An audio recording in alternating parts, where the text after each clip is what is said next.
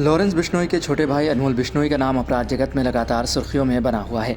राष्ट्रीय जांच agency NIA ने उसे अपनी मोस्ट वांटेड लिस्ट में शामिल किया है और उसकी गिरफ्तारी के लिए 10 लाख रुपए का इनाम घोषित किया गया है।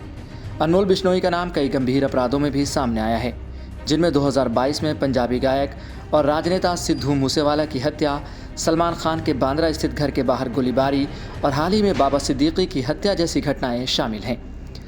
अनमोल का संबंध पंजाब के फाजिल्का ज़िले से है और एनआईए ने उसके खिलाफ 2022 में 2 मामलों में आरोप पत्र दाखिल किया था। सूत्रों की माने तो अनमोल ने फर्जी पासपोर्ट का इस्तेमाल कर पिछले साल भारत छोड़ दिया था और वर्तमान में कनाडा में छिपा हुआ माना जा रहा है।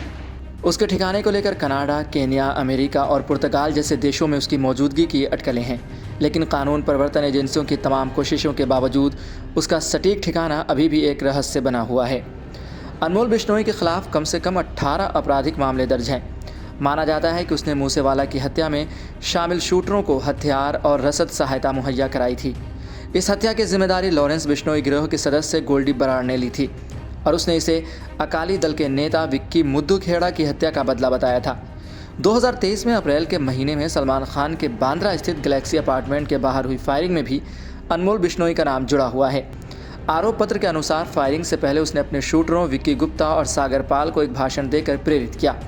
इस भाषण में उसने उन्हें भगवान राम से आशीर्वाद दिया है और कहा कि उसे सलमान खान को संभालना है, जैसे उत्तेजक शब्द कहे थे।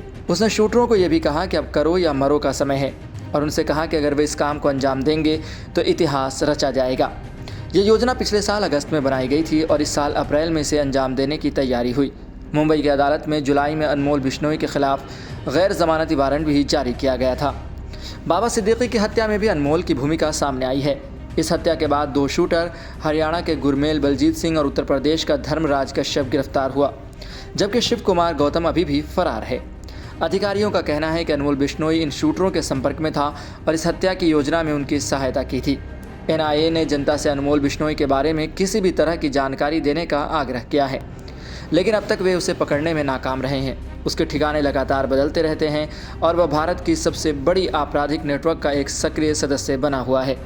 रिपोर्ट की माने तो उसे 2021 में जमानत पर रिहा किया गया था, लेकिन उसने फर्जी पासपोर्ट का इस्तेमाल कर भारत से फरार हो गया। अनमोल बिश्नोई के आपराधिक नेटवर्क का विस्तार अंतर्राष्ट्रीय स्तर पर है, जिससे उसका पकड़ना और भी मुश्किल हो रहा है। एजेंसियां उसे पकड़ने के लिए लगातार प्रयास कर रही हैं, लेकिन वह अपने ठिकानों को बदलता रहता है, जिससे जांच में नई चुनौती खड़ी हो रही है। फिलहाल 10 लाख रुपए का उस पर इनाम रखा गया है और कोशिश की जा रही है कि जल्द से जल्द उसे पकड़ लिया जाए और इस गुत्थी को सुलझाया जा सके।